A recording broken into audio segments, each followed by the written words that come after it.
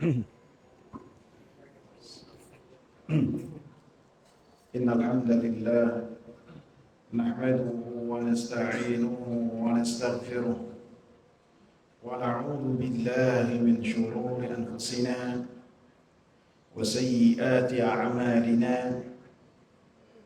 من يهده الله فلا مضل له ومن يضلل فلا هادي له أشهد أن لا إله إلا الله وأشهد أن محمدا عبده ورسوله اللهم صل وسلم وبارك على نبينا محمد وعلى آله وصحبه ومن اتبع بهداه إلى يوم القيامة وبعد. Hadirin jamaah sekalian yang saya hormati, kita lanjutkan pembahasan kita yang berkaitan dengan berburuk sangka kepada Allah Subhanahu wa Ta'ala yang tercantum dalam kitab Tauhid bab yang ke-59. Sebelumnya kita membahas surat Ali Imran ayat 154. Bagaimana orang-orang munafikin mereka berburuk sangka kepada Allah Subhanahu wa Ta'ala dengan sangkaan-sangkaan jahiliyah yang tidak berdasarkan ilmu, yang mereka ketika menyangka dengan sangkaan-sangkaan tersebut mereka tidak mengagungkan Allah Subhanahu wa Ta'ala. Yang kedua adalah surat Al-Fatah ayat yang ke-6. Allah Subhanahu wa Ta'ala katakan, "Adh-dhannina billahi dhanna as-saw'i alaihim dairatus saw' wa ghadiballahu alaihim wa la'anahum wa a'adda lahum jahannama wa sa'at masira." Orang-orang musyrikin, orang-orang munafikin, baik dari kalangan laki-laki dan kalangan perempuan yang mereka akan mendapatkan azab dari Allah Subhanahu wa Ta'ala, salah satu perbuatan yang mereka lakukan yang dengannya mereka mendapatkan azab dari Allah Subhanahu wa Ta'ala, adh-dhannina billahi dhanna as-saw'. Mereka berburuk sangka kepada Allah Subhanahu wa Ta'ala, alaihim dairatus saw'. Maka dengan sangkaan kejelekan mereka kepada Allah Subhanahu wa Ta'ala, maka mereka pun mendapatkan giliran yang jelek berupa azab dari Allah Subhanahu wa Ta'ala. Wa ghadiballahu alaihim, Allah Subhanahu wa Ta'ala murka kepada mereka. Wa la'anahum, Allah kutuk mereka, Allah laknat. Wa a'adda lahum jahannama, dan Allah Subhanahu wa Ta'ala persiapkan buat mereka neraka Jahannam. Wa sa'at masira, dan itu adalah sejelek-jeleknya tempat kembali.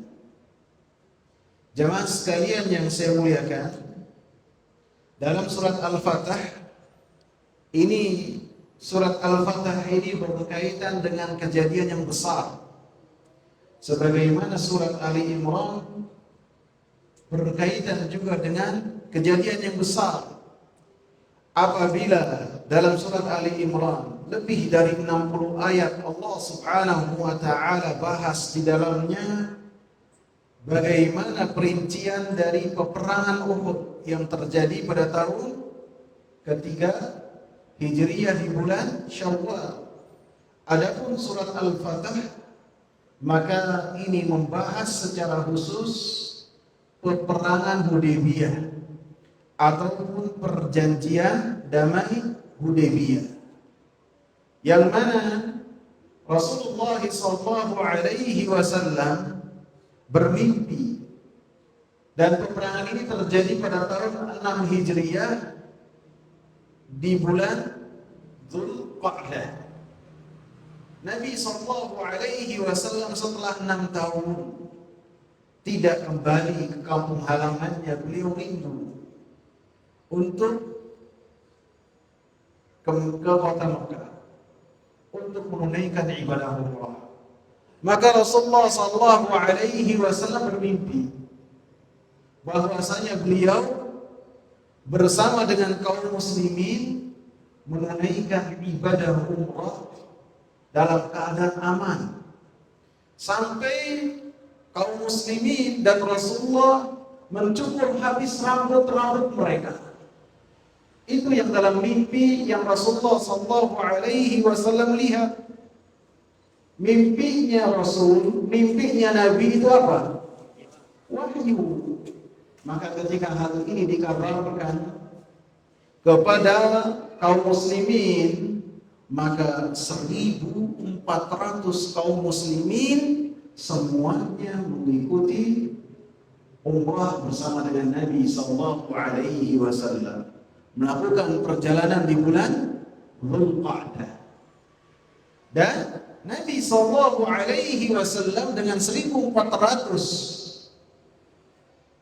orang ini tidak ada yang memakai peperangan, tidak ada yang memakai peralatan perang.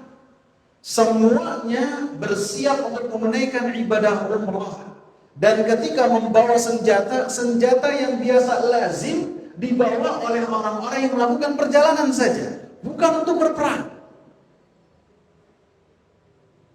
Sehingga begitu mendekat di kota Mekah, maka kaum musyrikin heboh pada saat itu. Mereka langsung mempersiapkan diri dan kemudian berusaha untuk menghadang kaum muslimin. Sehingga ada 200 pasukan berkuda yang menghadang Rasulullah sallallahu alaihi wasallam dan kaum muslimin. Mereka menantang, akan tetapi pada hakikatnya Nabi tidak ingin berperang, ingin ibadah umrah. Lebih-lebih ini adalah bulan haram, Dzulqa'dah, bulan haram yang diharamkan untuk berperang. Maka Nabi sallallahu alaihi wasallam menghindar. Tuh bayangkan 200 orang menghadang 1.400. Apabila diserang oleh Nabi dan para sahabat, habis di 200. Walaupun orang-orang kafir itu dipimpin oleh Khalid bin Walid, Rasulullah menghindar. Sampai kemudian Nabi sallallahu alaihi wasallam berdiam memutari kota Makkah sampai ada di Hudaybiyah, berdiam di Hudaybiyah. Sehingga ontaknya Nabi ketika menuju kota Makkah berhenti di Hudaybiyah, tidak berjalan lagi. Maka Nabi mengatakan, habasaha habisul fil, ontak saya ini ditahan oleh yang telah menahan pasukan gajah. Siapa itu? Allah Subhanahu wa ta'ala. Sampai akhirnya orang-orang Quraisy pun mengutus beberapa orang yang berdialog dengan Nabi sallallahu alaihi wasallam, dan Nabi sallallahu alaihi wasallam meyakinkan orang-orang musyrikin bahwasanya Nabi dan para sahabat itu tidak ingin berperang, akan tapi hanya ingin menunaikan ibadah umrah. Kemudian Nabi sallallahu alaihi wasallam mengutus Umar bin Khattab untuk masuk ke kota Makkah. Kata Umar apa? Jangan saya apabila masuk Makkah habis. Jangan. Utsman. Maka Rasulullah sallallahu alaihi wasallam mengutus Utsman ke kota Makkah. Karena Utsman ibn Affan ini termasuk orang yang dicintai oleh orang-orang Quraisy. Siapapun mereka mencintai Utsman. Sehingga begitu Utsman ini diutus oleh Rasulullah sallallahu alaihi wasallam untuk mengabarkan kepada orang-orang Quraisy bahwasanya Nabi hanya ingin menunaikan umrah, tidak lebih dari itu. Maka orang-orang musyrikin menyambut Utsman, mempersilahkan Utsman untuk melepaskan ihramnya, menyelesaikan ihramnya. Nabi dan para sahabat mereka dalam keadaan memakai ihram. Begitu juga Utsman, begitu masuk dalam keadaan memakai ihram, disambut Utsman. Kalau Anda mau umroh silakan terlebih dahulu. Utsman tidak mau menunaikan ibadah umroh sendirian, sedangkan Nabi dan kaum muslimin tertahan di Hudaybiyah. Sampai ada isu yang berkembang pada saat itu bahwasanya Utsman dibunuh. Maka Rasulullah SAW langsung mengumpulkan semua kaum muslimin berbaiat kepada Rasulullah SAW dengan baiat kematian. Artinya mereka siap dengan persenjataan yang pas-pasan akan menyerang kota Mekah karena mereka telah membunuh utusannya Nabi Muhammad SAW. Semuanya berbaiat kecuali satu orang berbaiat kepada Rasulullah SAW. Dan Rasulullah SAW ketika berbaiat memberikan tangan satunya lagi, mengatakan ini adalah tangannya Utsman, berbaiat juga pada saat itu. Dan Rasulullah SAW mengatakan tidak akan masuk api neraka insyaallah orang yang berbaiat kepada Rasulullah SAW di bawah pohon tersebut ketika dalam peperangan Hudaybiyah. Akhirnya orang-orang kafir Quraisy pun mengutus Suhail bin Amr Ats-Tsaqafi. Suhail bin Amr Ats-Tsaqafi begitu sampai kepada Rasulullah SAW dan Rasulullah melihat Suhail, Rasulullah katakan apa? Sabulan amrukum, perkara kalian telah gampang. Apa hubungannya? Suhail itu namanya si gampang, orang yang tidak susah, kalau bicara tidak menyulitkan. Maka Rasulullah melihat yang diutus itu adalah Suhail, kata Rasulullah apa? Sekarang perkara kalian menjadi mudah. Dan akhirnya ada kesepakatannya diantaranya diminta Rasulullah SAW dan para sahabat balik lagi ke kota Madinah, tidak menunaikan ibadah umrah pada tahun ini. Yang kedua, tahun depan di waktu yang sama Rasulullah SAW dan para sahabat dipersilahkan untuk menunaikan ibadah umrah selama 3 hari. Yang ketiga, adanya gencatan senjata selama 10 tahun. Yang keempat, apabila ada orang-orang musyrikin, mereka datang dari orang-orang kota Mekah, datang kepada Nabi SAW dalam keadaan beriman, maka Muhammad dan para sahabat wajib untuk mengembalikannya. Adapun apabila dari orang yang tinggal bersama dengan Nabi Muhammad SAW, kemudian dia ingin kembali lagi tinggal di kota Mekah, maka tidak ada kewajiban untuk kembali atau dikembalikan ke kota Madinah. Berapa kesepakatan? Berapa? 5 apa 6? Saya nggak hitung tadi. 6 ya? Disepakati oleh Rasulullah SAW. Sehingga para sahabat radhiyallahu alaihim sampai mereka bengong pada saat itu. Karena impian mereka apa? Menunaikan ibadah umrah pada tahun itu. Sampai Umar bin Khattab radhiyallahu anhu, beliau mengucapkan perkataan yang apabila beliau ingat perkataan tersebut yang beliau telah ucapkan kepada Rasulullah, beliau menangis. Bahkan terkadang beliau membebaskan budak untuk menghapus perkataan tersebut. Beliau mengatakan kepada Rasulullah, ya Rasulullah, bukankah kita ini di atas kebenaran? Bukankah orang-orang yang mati di antara kita ini adalah mati syahid, dan mereka apabila mati masuk neraka? Rasulullah katakan benar. Kemudian Umar mengatakan, wahai Rasulullah, bukankah engkau telah mengabarkan kita akan menunaikan ibadah umrah? Rasulullah katakan, apakah saya mengatakan pada tahun ini? Tidak. Kemudian Rasulullah sallallahu alaihi wasallam katakan kepada Umar, "Wahai Umar, saya ini adalah Rasulullah sallallahu alaihi wasallam, diutus oleh Allah Subhanahu wa taala." Kemudian Umar pun datang kepada Umar pun datang kepada Abu Bakar, mengeluhkan apa yang dia keluhkan kepada Rasulullah. Jawaban Abu Bakar serupa dengan jawaban Rasulullah sallallahu alaihi wasallam, harfan biharfin. Kemudian Rasulullah sallallahu alaihi wasallam perintahkan para sahabat untuk tahallul. Untuk tahallul, para sahabat diam. Rasulullah ulang mereka untuk tahallul, mereka diam. Sampai Rasulullah sallallahu alaihi wasallam masuk ke kemahnya. Di dalam kemahnya ada istrinya, Ummu Salamah radhiyallahu anha.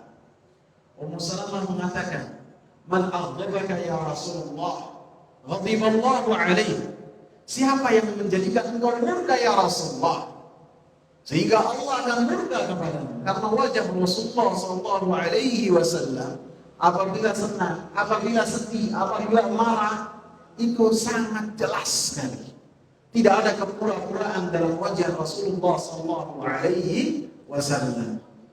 Maka Rasulullah sallallahu alaihi wasallam sebutkan apa yang terjadi. Kemudian Ummu Salamah radhiyallahu anha berkata kepada Rasulullah, "Ya Rasulullah, kau keluarlah dari kemah. Kemudian sembelihlah sesembelihan engkau yang kau bawa dari kota Mekah, dari kota Madinah, dan cukurlah kepalamu, bertahallullah." Maka Rasulullah pun mengikuti apa yang telah diperintahkan dan disarankan oleh Ummu Salamah. Maka para sahabat radhiyallahu alaihim ketika melihat Rasulullah sallallahu alaihi wasallam bertahallul, maka semuanya pun berlomba-lomba untuk tahallul. Dan kemudian setelahnya Rasulullah sallallahu alaihi wasallam pulang untuk melaksanakan kesepakatan yang telah disepakati oleh Rasulullah sallallahu alaihi wasallam bersama dengan orang-orang kafir Quraisy. Ketika pulang itulah surat Al-Fatah turun kepada Nabi sallallahu alaihi wasallam. Al-Fatah artinya kemenangan. Kemenangan yang besar. Allah katakan kepada nabinya, "Inna fatahna laka fathan mubina." Sungguh kami telah memberikan kepadamu kemenangan yang nyata. Secara logika kita menghitung bahwasanya Nabi sallallahu alaihi wasallam mendapatkan kerugian dari kesepakatan tersebut. Allah Subhanahu wa taala menyatakan kesepakatan tersebut adalah kemenangan yang besar untuk Nabi Muhammad sallallahu alaihi wasallam dan para sahabatnya. Sehingga ayat ini, kemenangan yang besar ini bukan yang berkaitan dengan kemenangan Mekah yang terjadi pada tahun 8 Hijriah, bukan. Karena surat ini turun pada tahun 6 Hijriah. Ketika Nabi sallallahu alaihi wasallam pulang dari Hudaybiyah.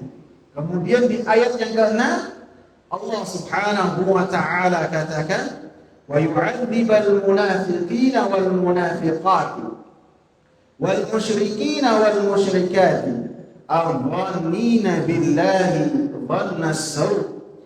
Allah Subhanahu wa taala akan mengazab orang-orang munafikin dari kalangan laki-laki ataupun perempuan, dan orang-orang musyrikin dari kalangan laki-laki ataupun perempuan yang mana mereka senantiasa berburuk sangka kepada Allah Subhanahu wa taala.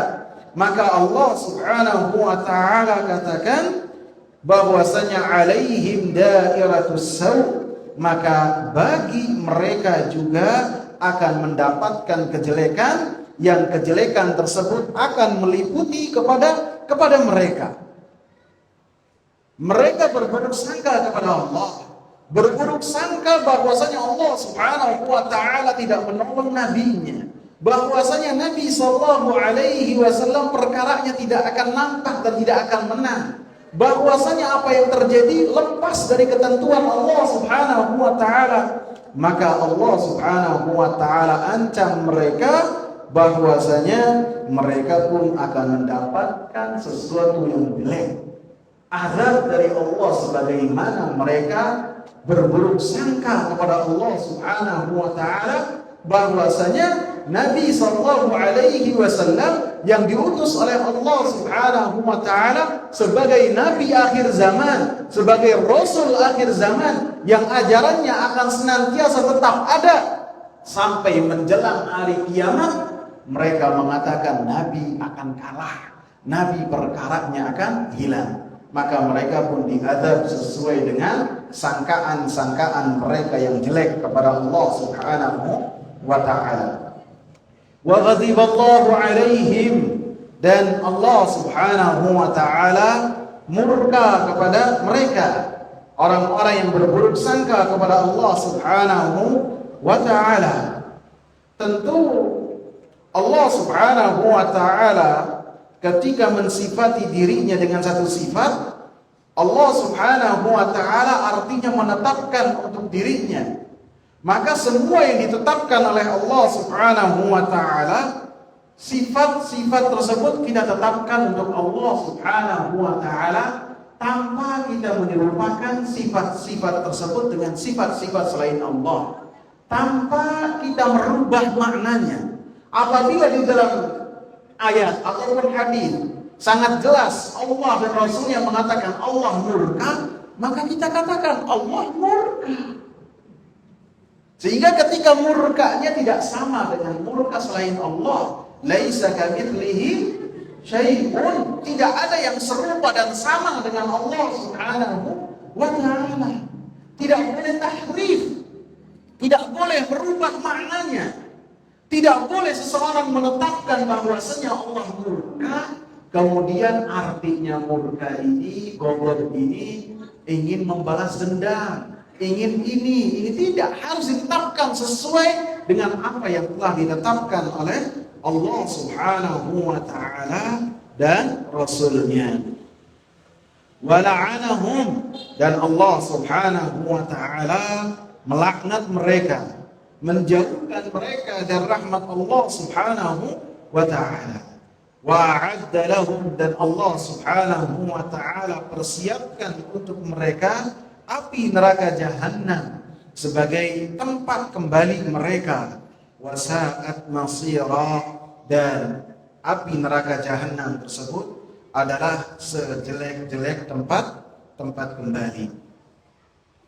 Di dalam bab yang ke-59 ini, Al-Imam Muhammad At-Tamimi rahimahullah membawakan perkataan Al-Imam Ibnu Al-Qayyim rahimahullah ketika beliau membahas apa yang terjadi dalam peperangan Uhud. Beliau membahasnya, dan apa yang beliau kutip ini beliau ambil dari kitab Zadul Ma'ad fi Hadi Khairil Ibad. Kitab Zadul Ma'ad ini beliau karang ketika beliau melakukan perjalanan. Jadi beliau dalam perjalanan di atas kendaraannya, di atas tunggangannya, kemudian beliau menulis kitab-kitab ini. Di antara keunikan kitab ini membahas semua apa yang terjadi pada diri Nabi sallallahu alaihi wasallam. Apa yang melekat pada diri Nabi sallallahu alaihi wasallam, beliau bahas. Ontaknya ada berapa? Ini satu-satunya manusia di dunia ontaknya saja dihafal. Ada syahbah, ada qaswah. Semuanya para ulama hafal.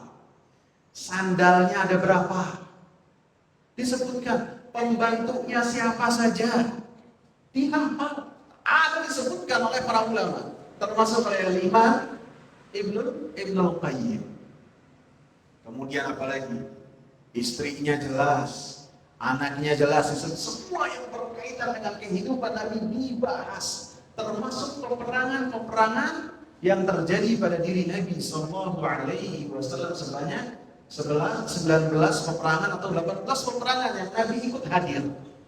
Disebut dengan ghazwah. Nabi yang hadir dalam peperangan disebut dengan ghazwah. Apabila menggunakan istilahnya ahli hadis ataupun buku-buku sirah yang membahas tentang kehidupan Nabi Ghazwah. Jadi hanya 19 ghazwah atau 18 ghazwah yang diikuti oleh Nabi sallallahu alaihi wasallam. Dan dalam peperangan-peperangan yang besar seperti peperangan Badar, seperti peperangan Uhud, terutama Uhud banyak sekali, kemudian Hudaybiyah, kemudian Khaybar, Fathu Makkah, maka beliau pun membahas tentang pelajaran-pelajaran yang bisa beliau bawakan dan tonjolkan dalam semua kejadian-kejadian tersebut. Sehingga orang yang pertama yang membahas fikih sirah, pelajaran-pelajaran dari sirahnya Nabi sallallahu alaihi wasallam, beliau ini adalah Al-Imam Ibnul Qayyim rahimahullah.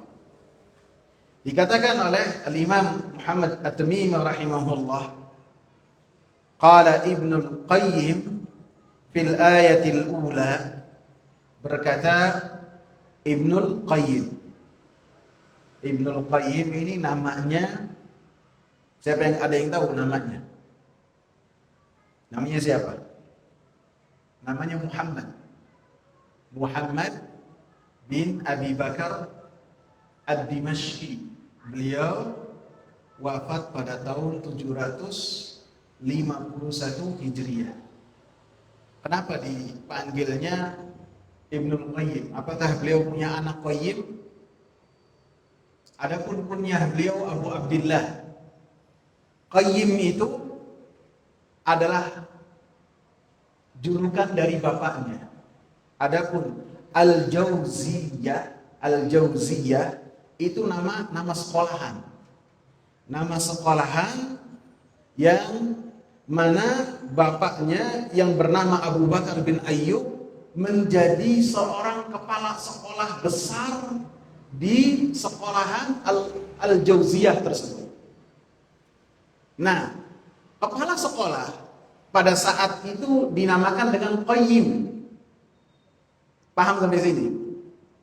Jadi Ibnul Qayyim julukan untuk Muhammad bin Abi Bakar karena bapaknya seorang kepala sekolah di sekolahan yang namanya Al-Jauziyah. Sehingga bukan hanya Muhammad, akan tetapi saudara-saudaranya, bahkan cucu-cucu dari Abu Bakar bin Ayyub ini dijuluki dengan Ibnul Qayyim. Tapi yang sangat menonjol sekali adalah Muhammad bin Abi Bakar ini ketika menyandang nama Ibnul Qayyim. Sehingga para ulama ketika membawakan nama Ibnul Qayyim, akan tapi apabila ada Al-Jauziyahnya, Ibnu Qayyim Al-Jauziyah. Paham ya kawan apa bingung? Paham ya? Jadi Ibnul Qayyim itu julukan karena bapaknya adalah seorang kepala sekolah, seorang mudir. Qayyim itu artinya mudir. Beliau ini memiliki muallafat yang sangat banyak sekali.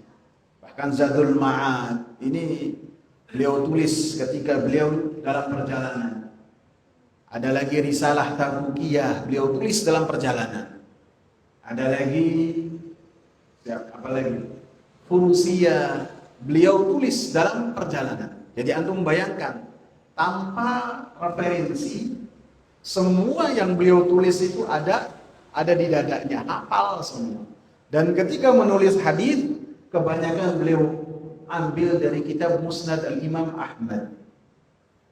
Lebih-lebih dalam kitab beliau Zadul Ma'ad. Dan beliau termasuk orang yang membawa benderanya Syekhul Islam Ibn Taimiyah rahimahullah setelah Syekhul Islam Ibn Taimiyah wafat. Jadi semua pendapat-pendapat dari Al-Imam Syekhul Islam Ibn Taimiyah rahimahullah yang dibawa oleh Ibn Taimiyah dan dilawan oleh orang-orang yang menentangnya, maka setelah Ibnu Taimiyah wafat, maka Ibnul Qayyim yang membela dan yang membahasnya. Karena beliau selama lebih 15 tahun atau 16 tahun beliau menjadi muridnya Syekhul Islam Ibnu Taimiyah rahimahullah. Dari tahun 712 beliau melihat seseorang yang bernama Ahmad ibn Abdul Halim Ibnu Taimiyah ini. Beliau melihat, kemudian beliau mengenal dan duduk di majelisnya, setelahnya tidak pernah berpisah. Bahkan ketika Ahmad ibn Abdul Halim, Syekhul Islam ini di penjara, maka di sebelahnya ada Ibnul Qayyim ini ada.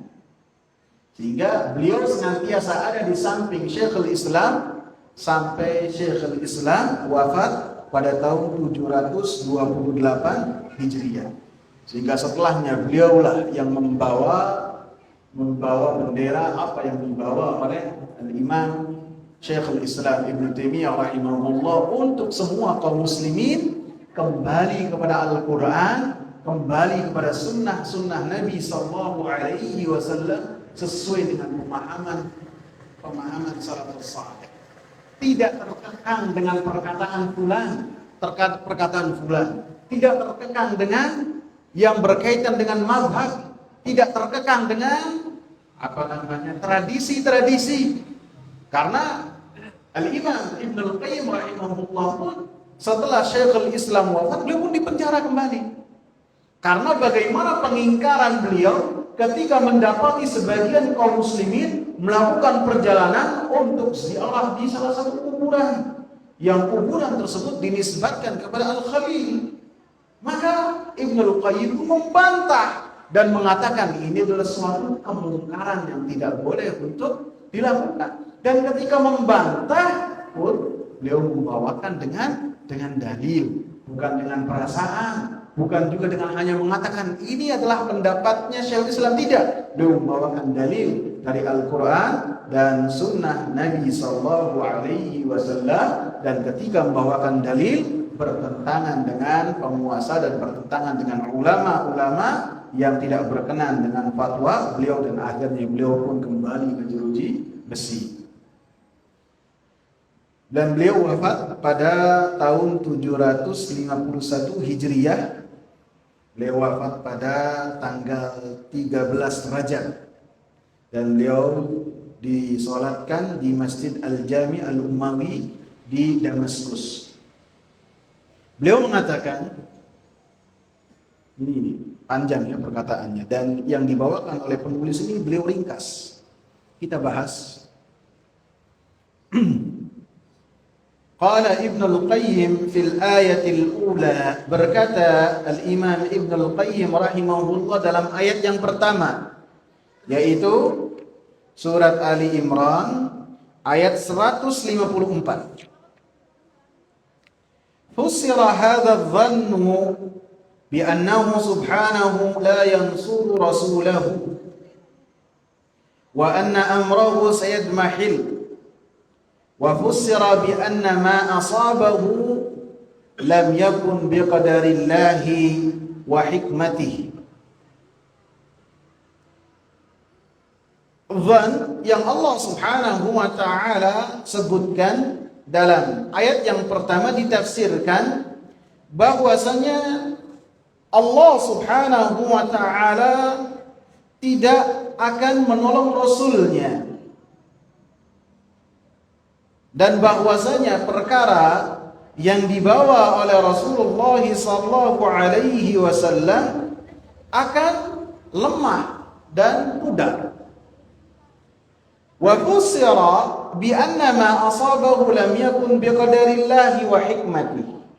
Dan ditafsirkan persangkaan tersebut bahwa apa yang menimpa Rasulullah sallallahu alaihi wasallam tidaklah dengan ketentuan dari Allah subhanahu wa ta'ala, dan tidak pula dari hikmahnya Allah subhanahu wa ta'ala.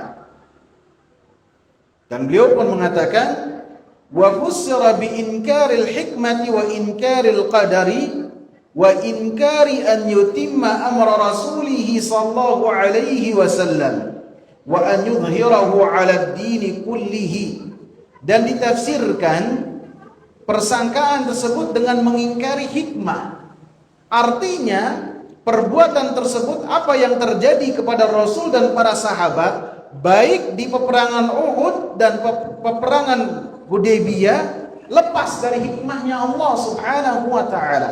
Wa inkaril qadar, dan mereka pun mengingkari takdir, bahwasanya itu semua tidaklah ditentukan oleh Allah Subhanahu wa taala.